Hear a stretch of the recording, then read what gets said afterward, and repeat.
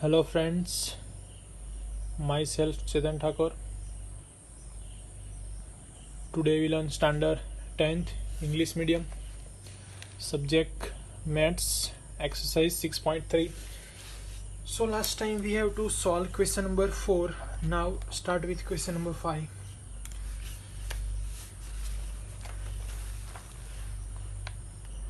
In question number 5 details are given.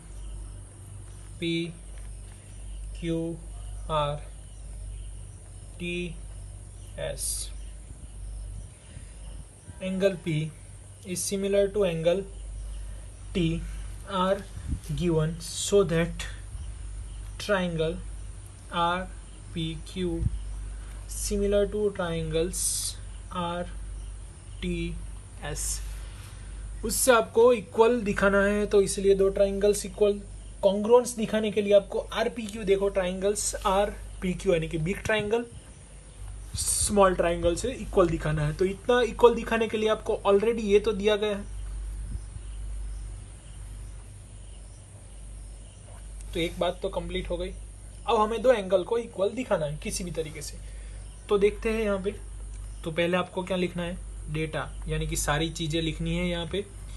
To prove में ये statement लिखना है और प्रूफ से मैं यहाँ पे स्टार्ट करता हूँ। तो angle P is equal to angle RTS are given in question. Clear? तो फर्स्ट इक्वेशन तो हमें मिल गया।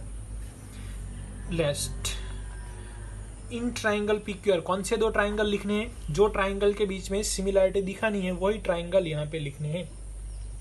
समझ में आ गया? दो ट्राइंगल कौन से लेने हैं, जो प्रूव करने हैं वही लेने हैं। RPQ ये लिया गया है आपको। RPQ is similar to RTS, ये ऑलरेडी इक्वल दिया गया है। दूसरा मैं लिखता हूं PRQ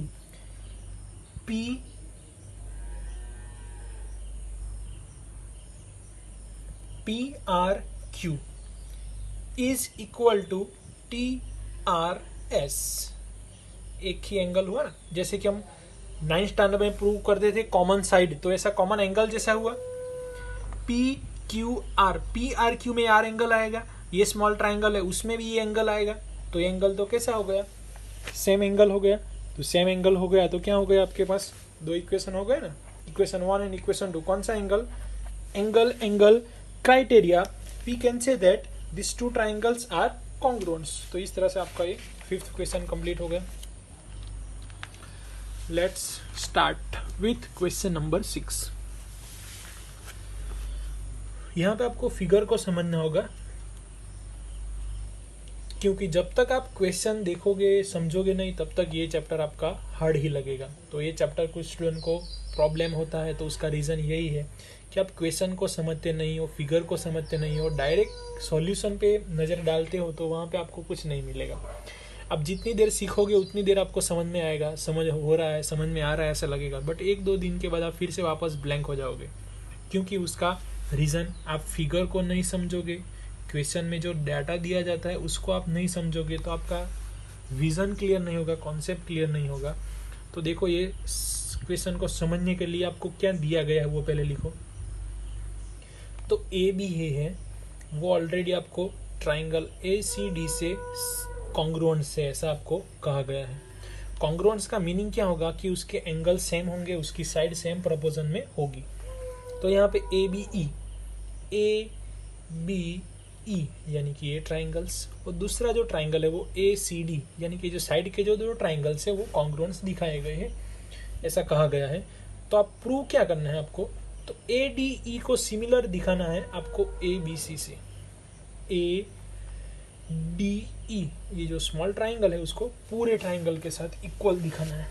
तो स्टार्ट करते हैं, जो दिया गया वहीं से भी हो सकता है स्टार्ट। तो ट्राइंगल ABE इक्वल और उसके ऊपर सिमिलर का सिंबल यानी कि कॉन्ग्रुएंस। ये क्या दिया गया है आपको, गिवन कहा गया है कि ये तो आपको दिया ही गया है। कॉन्ग्रुएंस का meaning angle equal and side equal. तो ए बी साइड है, साइड के बारे में लिखेंगे तो ये इन्फॉर्मेशन मिलेगी आपको। एंड दूसरी एक साइड ले लेते हैं, ए बी ली हमने, अब ए ही लेने वाले हैं। अब देखो यहाँ पे ए ही मैंने क्यों लिया, बी क्यों नहीं लिया, क्योंकि ले सकता हूँ ना, ए बी ले सकते हो, बी ले सकते हो, ए सी ले सकते हो, मैंने ए बी ही क्यों लिया, तो ये आपको सोचना है, यहाँ पे प्रूव करना है। वो देखो तो उसमें जो हेल्पफुल हो वही साइड हमें उसमें से सिलेक्ट करनी है। ए बी उसमें आती है, ए सी उसमें आती है, दूसरी कौन सी साइड आती है, ए ही आता है ना, तो लिखेंगे हम ए ई। किससे इक्वल होगा ए ई, ए डी से। कैसे लिखा हमने, सीपीसीटी थ्योरम स्टैंडर्ड 9 में सीख चुके आप, corresponding side of congruent triangles, CPCT theorem, right. तो क्या किया वो फिर से एक बार बताता हूँ आपको। ए बी जैसा कौन है, ए सी, उसके बाद बी ले सकता हूँ, बट बी का यहाँ पे कुछ काम ही नहीं है, तो वो लिखा ही नहीं है मैंने। लिख सकते हैं, ऐसा कुछ प्रॉब्लम नहीं, बट उसका यूजफुल है नहीं, तो फिर बात जात में एक्स्ट्रा क्यों लिखना आपको, तो इसलिए ए ही किससे सिमिलर है, ए डी से। तो कंप्लीट हुआ ये। इतना हो जाने के बाद आपके पास ये दो साइड इक्वल मिल गई, यानी कि ए बी साइड ए सी से मैच हो गई, ए जो साइड है वो ए डी से मैच हो गई। क्लियर। तो अब हम रेशियो लिख सकते हैं। सपोज ए बी की वैल्यू 6 होगी तो ए सी की वैल्यू क्या होगी, 6। ए की वैल्यू 3 होगी तो उसकी वैल्यू कितनी होगी, 3 होगी। तो हम रेशियो लिखेंगे ए बी डिवाइड बाई ए, ऐसे ए को पहले लिखो, ए है उसको हम ए सी से दिखाएंगे, ए से ए सी को दिखाएंगे, और ए डी है उसको हम दिखाएंगे ए बी से। तो आंसर कैसा आएगा, सेम आएगा। समझ में आया क्यों सेम आया, वो दोनों साइड सेम है। जैसे मैंने यहाँ पे लिखा 3 है, तो ए की वैल्यू 3 समझो, ए सी की वैल्यू 6 समझो, तो 1/2 आंसर आया। तो उसकी भी 3 होगी, उसकी 6 होगी, तो आंसर तो ये सेम ही आएगा। दोनों सेम है, ये दोनों सेम है।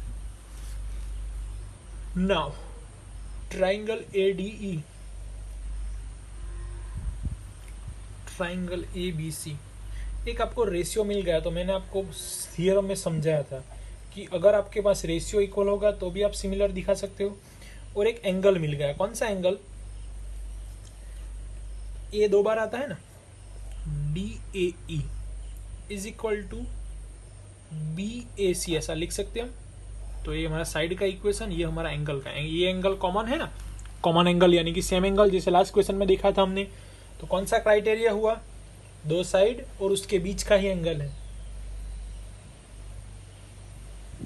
This criterion triangle A D E similar to triangles A B C. Clear. तो इस तरह से हमारा क्वेश्चन नंबर 6 कंप्लीट हुआ। Now question number 7।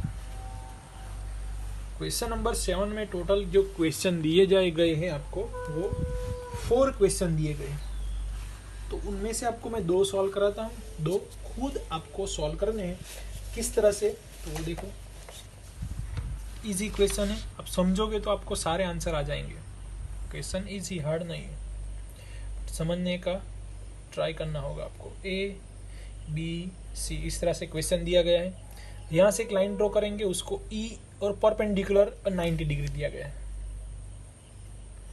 यहाँ पे डी है, is also 90 degree are given, और ये जो पॉइंट है उसका नेम दिया गया है पी।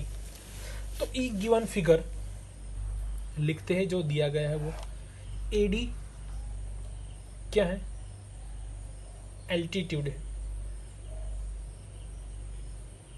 And C